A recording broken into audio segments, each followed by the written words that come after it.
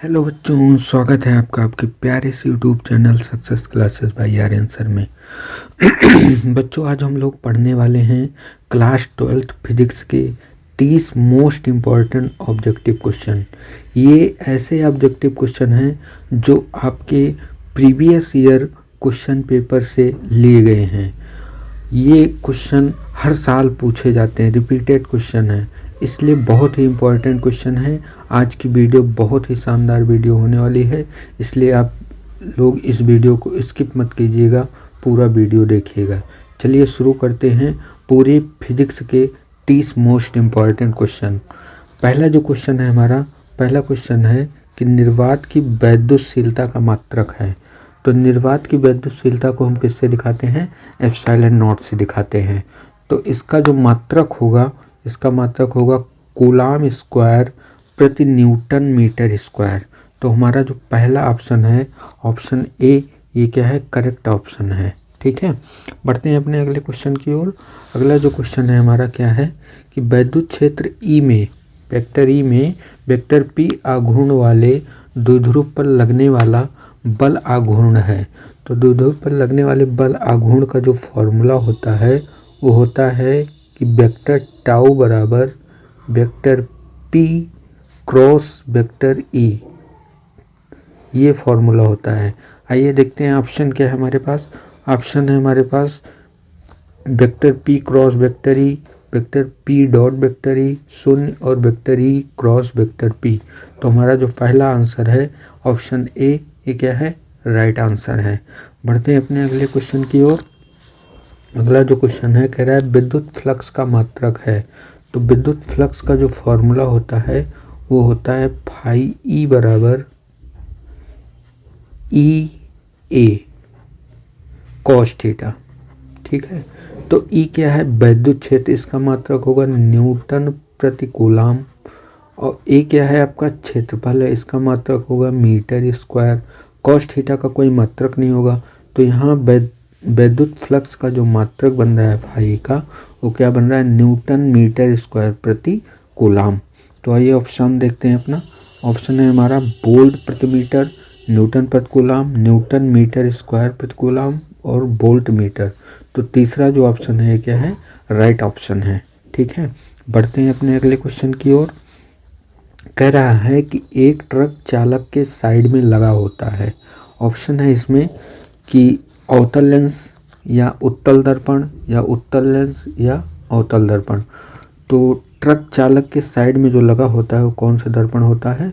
उत्तल दर्पण होता है। ठीक है, राइट ऑप्शन है हमारा ये। बढ़ते हैं अपने अगले क्वेश्चन की ओर। कह रहा है फोटॉन का गतिज द्रव्यमान का सूत्र है। तो फोटॉन का जो गतिज द्रव्यमान का फॉर्मूला होता है m बराबर होता है h nu by C square, ये होता है। यहाँ से न्यू की वैल्यू रखेंगे तो m बराबर आएगा h, न्यू की वैल्यू होती है आवृत्ति। न्यू क्या है? आवृत्ति। आवृत्ति बराबर होगा वेग बटे प्रकाश की चाल, यानी प्रकाश का वेग बटे तरंग दैर्घ्य। ठीक, न्यू बराबर क्या होता है? सी बाई लैम्डा, और सी स्क्वायर पहले से दिया है तो ये इससे कट जाएगा, तो फॉर्मूला क्या बनेगा? H by c lambda. तो ऑप्शन देखते हैं हमारा। ऑप्शन क्या है? H nu by lambda, h c by lambda, h by c lambda और h nu by c, h lambda by c. तो ऑप्शन बी जो है हमारा करेक्ट ऑप्शन है। बढ़ते हैं अपने अगले क्वेश्चन की ओर। अगला क्वेश्चन है हमारा दो लेंसों जिनकी शक्तियाँ 4 डायोप्टर -2 डायोप्टर संपर्क में रखे हैं। कह रहा है संयुक्त लेंस की शक्ति ज्ञात कीजिए। ठीक, संयुक्त लेंस की शक्ति। तो संयुक्त लेंस, जब लेंस सटा के रखे गए हैं आपस में मिलाकर, तो इनकी संयुक्त लेंस की शक्ति का जो फॉर्मूला होता है वो P बराबर होता है P1 प्लस P2। ठीक है, P बराबर क्या होता है? P1 plus P2। अब यहाँ पे इसको हम सॉल्व करेंगे P1 प्लस P2 को। तो P1 हमें कितना दिया गया है? 4 डायोप्टर दिया गया है, तो P1 की जगह 4 डायोप्टर और P2 की जगह -2 डायोप्टर। तो यहाँ प्लस माइनस -2 डायोप्टर। आंसर जो आएगा हमारा वो क्या आएगा? 2 डायोप्टर आएगा। तो ऑप्शन नंबर बी हमारा क्या है? राइट आंसर है। अगला जो क्वेश्चन है वो क्या है, अर्धचालकों में वैद्युत चालन के कारण है। अर्धचालकों में वैद्युत चालन किसके कारण होता है? तो अर्धचालकों में इलेक्ट्रॉन, पहला ऑप्शन, कोटर, ए व बी दोनों, इनमें से कोई नहीं। तो सी ऑप्शन जो है वो क्या है, राइट ऑप्शन है। अगला देखते हैं, आकाश का रंग नीला होता है, किसके कारण नीला होता है? तो ऑप्शन है प्रकीर्णन के कारण, परावर्तन के कारण, विवर्तन के कारण, अवशोषण के कारण। तो ए ऑप्शन क्या है हमारा, राइट ऑप्शन है। आगे देखते हैं अगला क्वेश्चन, कह रहा है किसी एक समान चुंबकीय क्षेत्र में एक इलेक्ट्रॉन के लंबवत प्रवेश करने पर इलेक्ट्रॉन का पथ होगा।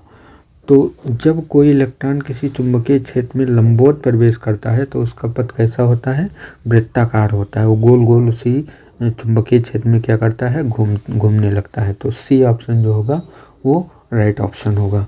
पढ़ते हैं अपने अगले क्वेश्चन की ओर। अगला जो क्वेश्चन है कह रहा है कि 108 220 वोल्ट का बल्ब 110 वोल्ट की सप्लाई से जुड़ा है, बल्ब में व्यय होने वाली शक्ति होगी। ठीक है, तो इसका ऑप्शन दिया गया है 100 वाट, 50 वाट, 25 वाट और 2 वाट। तो इसको सॉल्व करना पड़ेगा।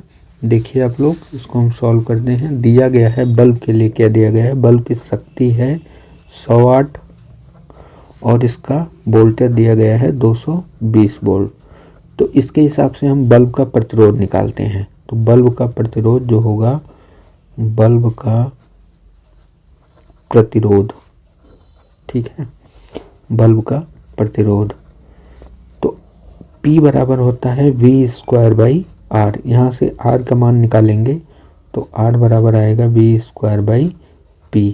ठीक है, अब यहाँ पर इसको सॉल्व करेंगे। V की वैल्यू कितना है, 220 और गुणे 220, क्योंकि यहाँ स्क्वायर है। नीचे आ जाइए, P का मान कितना है, 100।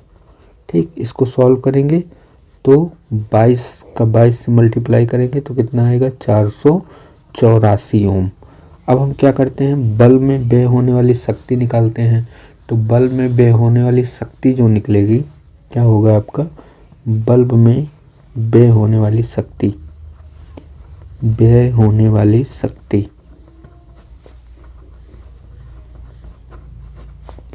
बल्ब में व्यय होने वाली शक्ति, तो P बराबर, फिर फार्मूला लगाएंगे V²/R।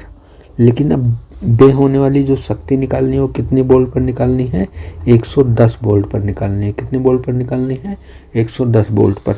तो यहाँ पर V की जगह हम रखेंगे 110 गुणे 110, स्क्वायर है।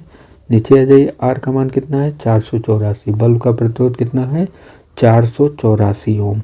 अब इसको सॉल्व करते हैं, 11 से काटते हैं, 11 दामा, 11 से काटेंगे 44 आएगा, फिर इसको 11 से काटेंगे तो यहाँ पर 4 आ जाएगा।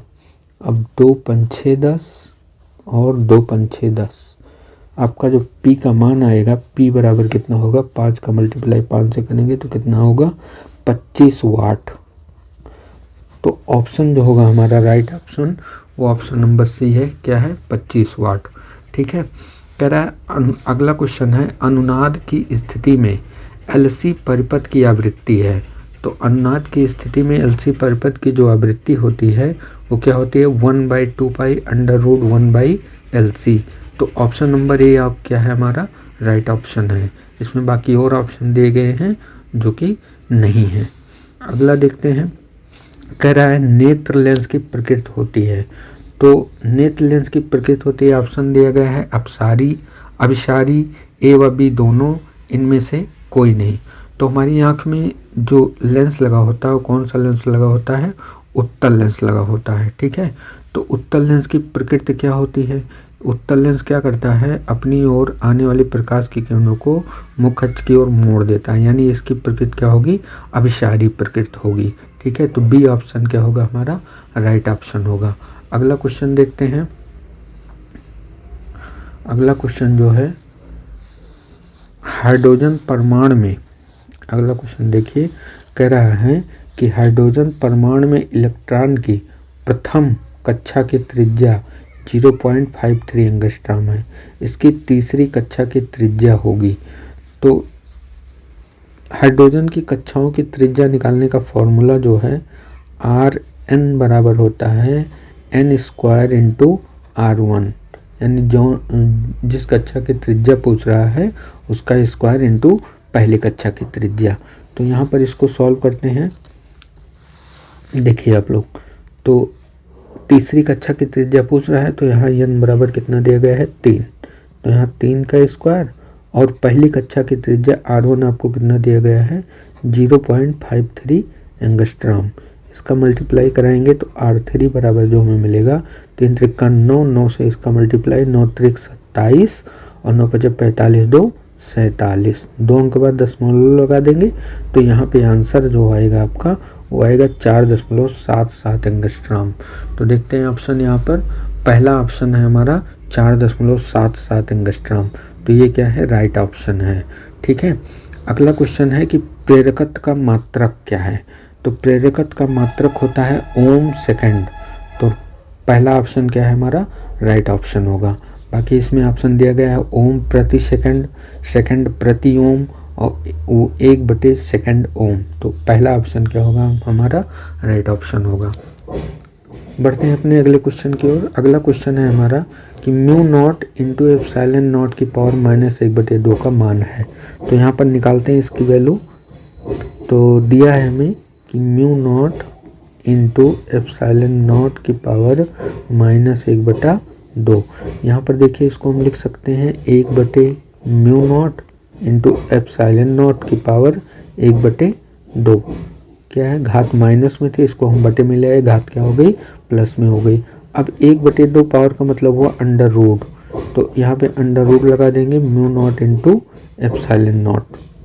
ये जो मान होता है किसका मान होता है सी का, सी क्या है प्रकाश की चाल है, इसका मान होता है। अब जो है यहाँ पर क्या करते हैं अंडर रूट को उधर भेज देंगे तो ये मिलेगा 1/म्यू नॉट इंटू एप्सिलॉन नॉट बराबर सी स्क्वायर। ठीक, अब हमें इसका मान पूछ रहा है, तो इसका मान हम लोग जानते हैं कि सी का मान क्या होता है 3 × 10⁸ मीटर पर सेकंड। ठीक है, 3 × 10⁸ मीटर पर सेकंड। लेकिन यहाँ जो ऑप्शन दिया गया है हमें, ऑप्शन में सेंटीमीटर पर सेकंड हर जगह है, तो हम क्या करते हैं इसको सेंटीमीटर में बदल देते हैं। तो ये हो जाएगा 3 × 10⁻10 सेंटीमीटर पर सेकंड, क्योंकि 1 मीटर बराबर क्या होता है 100 सेंटीमीटर, और 100 से इसमें जब मल्टीप्लाई करेंगे तो कितना हो जाएगा 3 × 10⁻10 सेंटीमीटर पर सेकंड। तो ऑप्शन नंबर बी हमारा क्या है राइट ऑप्शन है। अगला क्वेश्चन देखते हैं कि प्रकाश वैद्युत प्रभाव के प्रयोग में आपतित प्रकाश की आवृत्ति न्यू तथा निरोधी विभव V0 के बीच खींचे गए ग्राफ की ढलान होती है। तो ढलान जो होती है, ढलान का फॉर्मूला होता है tan थीटा बराबर h/e, जहाँ h क्या है प्लांक कांस्टेंट है। ठीक है, तो ऑप्शन नंबर बी क्या होगा हमारा राइट ऑप्शन होगा। बढ़ते हैं अपने अगले क्वेश्चन की ओर। अगला क्वेश्चन है कि लेंज का नियम किसके संरक्षण पर आधारित है। तो लेंज का जो नियम है वो ऊर्जा के संरक्षण पर आधारित है। ऑप्शन और है आवेश के संरक्षण पर, संवेग के संरक्षण पर, द्रव्यमान के संरक्षण पर, लेकिन ऑप्शन ए आपका क्या होगा राइट ऑप्शन होगा। अगला क्वेश्चन है कि 0 केल्विन ताप पर शुद्ध अर्धचालक है, मतलब 0 केल्विन ताप पर शुद्ध अर्धचालक किसकी तरह व्यवहार करता है। तो ऑप्शन है चालक, प्रतिरोधक, शक्ति स्रोत, विद्युत रोधी। तो शुद्ध अर्धचालक जो है वो 0 केल्विन ताप पर विद्युत रोधी की तरह व्यवहार करता है। अगला क्वेश्चन देखते हैं, कह रहा है विद्युत विभव का मात्रक है। तो विभव का जो फॉर्मूला होता है वो क्या होता है V बराबर W/Q। तो W का मात्रक होता है जूल और Q क्या है आवेश, आवेश का मात्रक होता है कूलाम। ठीक है, W क्या है कार्य है, इसका मात्रक जूल और आवेश का मात्रक कूलाम। तो ऑप्शन जो होगा जूल प्रति कूलाम, यानी पहला ऑप्शन क्या होगा राइट ऑप्शन होगा। बढ़ते हैं अपने अगले क्वेश्चन की ओर। अगला जो क्वेश्चन है कह रहा है 1/म्यू0 इंटू एप्सिलॉन नॉट का मात्रक होता है।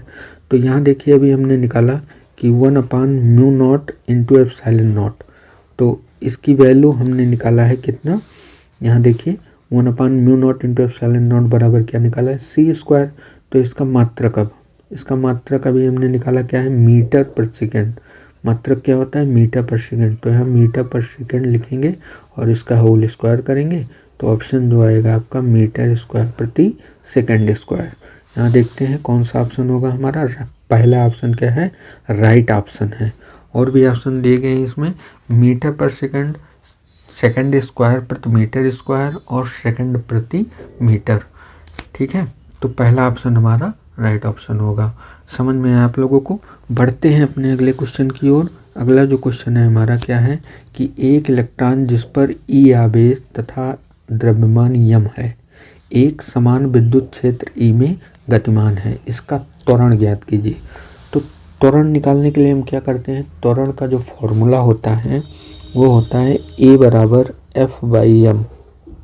क्योंकि एफ बराबर क्या होता है, एम ए होता है द्रव्यमान गुणे त्वरण। तो यहाँ से ए का मान निकालेंगे तो कितना आएगा, एफ बाई एम। अब एफ क्या है, उस आवेश पर लगने वाला बल। तो आवेश कहाँ रखा है, वैद्युत क्षेत्र में रखा है। कहाँ है, वैद्युत क्षेत्र में गतिमान है। ठीक है, तो उस आवेश पर लगने वाला जो बल होगा वो Q इंटू ई होगा, बटे क्या होगा, M। Q क्या है, आवेश है, तो आवेश का मान दिया गया है E, तो ये हो जाएगा फार्मूला E बाई M। यहाँ पर देखिए कौन सा ऑप्शन है, ऑप्शन नंबर बी आपका क्या है, राइट ऑप्शन है, E बाई M। अगला क्वेश्चन देखते हैं, कह रहा है एन टाइप अर्धचालक होता है। तो एन टाइप, दो टाइप के अर्धचालक होते हैं, एक एन टाइप होता है और एक क्या होता है, पी टाइप। तो एन टाइप में क्या होते हैं, ऋणात्मक इलेक्ट्रॉन होते हैं और पी टाइप में क्या होते हैं, कोटर होते हैं। ठीक है, पी टाइप में क्या होते हैं, कोटर। तो ये पी फॉर पॉजिटिव बनता है, एन फॉर निगेटिव बनता है। इस पर निगेटिव होता है, इस पर पॉजिटिव होता है। तो एन टाइप में क्या होगा, निगेटिव होगा, यानी ऋणात्मक। पहला ऑप्शन हमारा क्या है, राइट ऑप्शन है। अगला क्वेश्चन है कि धारावाही चालक के चारों तरफ उत्पन्न क्षेत्र होता है। तो किसी तार में जब धारा प्रवाहित की जाती है, किसी चालक तार में, तो उसके चारों ओर केवल चुंबकीय क्षेत्र उत्पन्न होता है। कौन सा क्षेत्र उत्पन्न होता है, केवल चुंबकीय क्षेत्र उत्पन्न होता है। समझ में आया आप लोगों को। क्या है कि हाइड्रोजन परमाणु के दो लगातार कक्षाओं के बीच इलेक्ट्रॉनों के कोणीय संवेग का अंतर होता है। तो हमारा जो राइट ऑप्शन है वो क्या है, बी ऑप्शन है, एच अपान 2 पाई। एच अपान 2 पाई हमारा क्या है, राइट ऑप्शन है।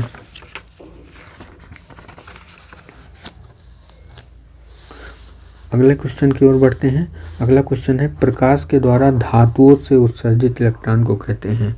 तो जब किसी धातु की सतह पर प्रकाश को आपतित कराया जाता है तो उनसे जो इलेक्ट्रॉन निकलते हैं उनको क्या बोला जाता है, प्रकाश इलेक्ट्रॉन बोला जाता है। तो ऑप्शन नंबर सी क्या है, हमारा राइट ऑप्शन है। अगला क्वेश्चन देखते हैं, निम्न में से किस मीटर का प्रतिरोध उच्चतम होता है।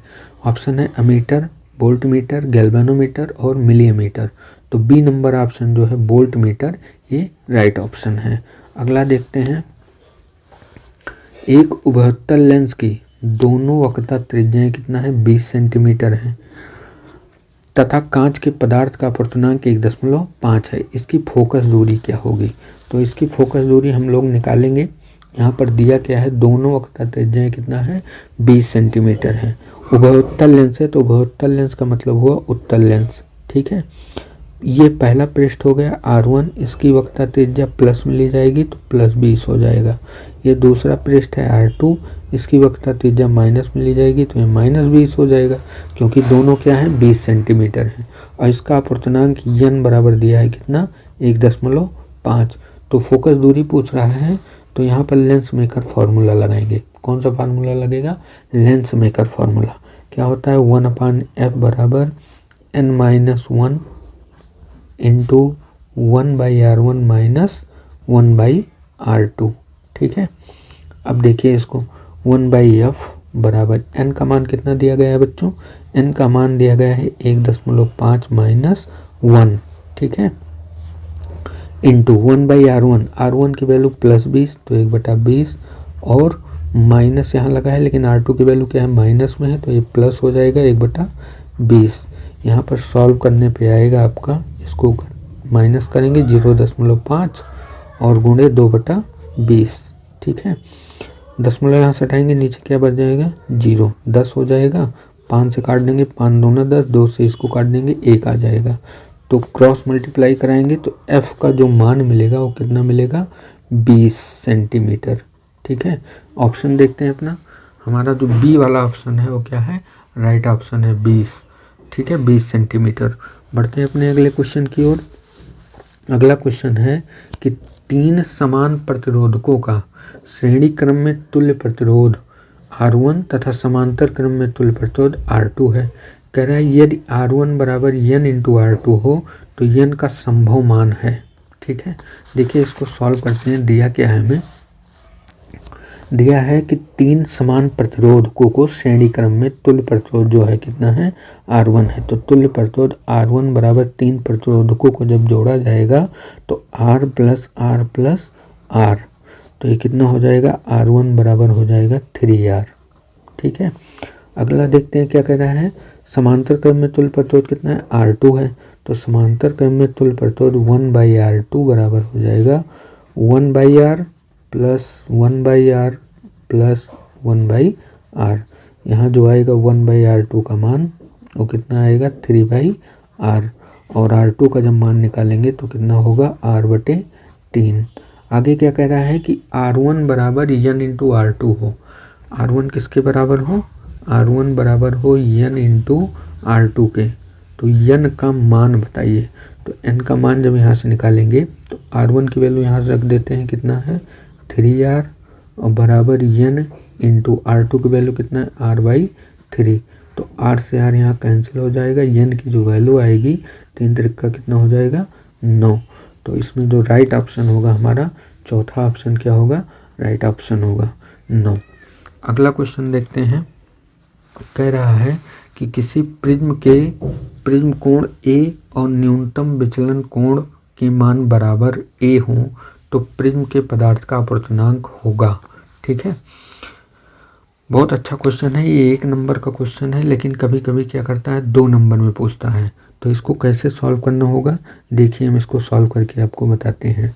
देखिए यहाँ कह रहा है प्रिज्म कोण को हम A से दिखाते हैं और न्यूनतम विचलन कोण को डेल M से दिखाते हैं। किससे दिखाते हैं, डेल M से दिखाते हैं। तो इसके मान क्या है, बराबर है किसके, A के। तो प्रिज्म के पदार्थ का अपवर्तनांक पूछ रहा है। तो अपवर्तनांक का जो फॉर्मूला होता है, यहाँ पर देखिए इसको सॉल्व कैसे किया जाएगा। अगर मान लीजिए क्वेश्चन 2 नंबर में पूछता है तो आप लोग कैसे सॉल्व करेंगे इसको।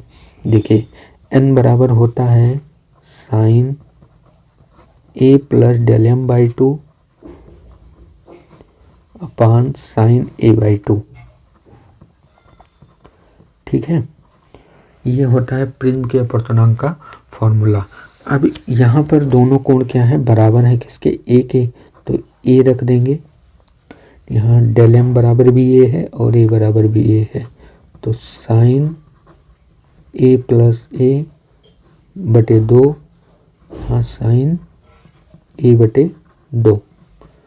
यहाँ जो मिलेगा आपको क्या मिलेगा, साइन 2A/2 अपान साइन A/2। ठीक, तो 2 से 2 कैंसिल हो जाएगा, आपको मिलेगा साइन A/2। ठीक, अब यहाँ पर हम क्या करेंगे, साइन A का फार्मूला लगाएंगे किसके पदों में, A/2 के पदों में। तो फार्मूला जो होगा वो क्या होगा, 2 sine A/2 into cos A/2। Sine A का फार्मूला A/2 के पदों में ये होता है। ठीक है, साइन A/2 नीचे लिख लेंगे। अब यहाँ से इसको काट देंगे तो जो आपका बचेगा वो क्या बचेगा, 2 कॉस A/2। ये होगा n का मान, 2 कॉस A/2। तो यहाँ ऑप्शन देखते हैं, ऑप्शन क्या है हमारा। देखिए ऑप्शन दिया गया है 2 साइन A/2, 2 कॉस A/2, 2 टाइन A/2, 2 कॉट A/2। तो बी ऑप्शन जो होगा हमारा राइट ऑप्शन होगा। बढ़ते हैं अपने अगले क्वेश्चन की ओर, अगले और लास्ट क्वेश्चन की ओर। कह रहा है जर्मेनियम को P टाइप अर्धचालक बनाने के लिए अपद्रव पदार्थ को मिलाया जाता है। तो जर्मेनियम को पी टाइप बनाने के लिए हम 3 संयोजकता वाले मिलाते हैं, 3 संयोजकता वाले अशुद्धियों को मिलाते हैं। तो 3 संयोजकता वाली अशुद्धियाँ इसमें देखते हैं कौन सी है। पहला ऑप्शन है फास्फोरस, दूसरा है एंटीमनी, तीसरा है एल्यूमिनियम, चौथा है नाइट्रोजन। तो राइट ऑप्शन जो होगा हमारा सी एल्यूमिनियम। इसकी संयोजकता कितना होती है 3। तो इसको इसमें जब मिलाया जाता है जर्मेनियम में तो ये पी टाइप का अर्धचालक बन जाता है। ठीक है, तो इस तरीके से हमने 30 क्वेश्चन को पढ़ा है। बहुत ही इम्पोर्टेंट क्वेश्चन है, आप लोग पूरी वीडियो देखिएगा। जो भी क्वेश्चन अगर आपको कमेंट बॉक्स में ये बताइएगा कि कितने क्वेश्चन का आंसर आपको पहले से पता था। ठीक है, इस क्वेश्चन का पीडीएफ लेने के लिए, इस पूरी वीडियो का पीडीएफ लेने के लिए आप हमारे व्हाट्सएप चैनल पर जाकर वहाँ पर उसको सब्सक्राइब कर लीजिए और आपको वहाँ पर इसका पीडीएफ मिल जाएगा। लिंक उसका मैं नीचे डिस्क्रिप्शन बॉक्स में दे दूँगा। तो मिलते हैं एक नई वीडियो के साथ, तब तक के लिए जय हिंद, जय भारत।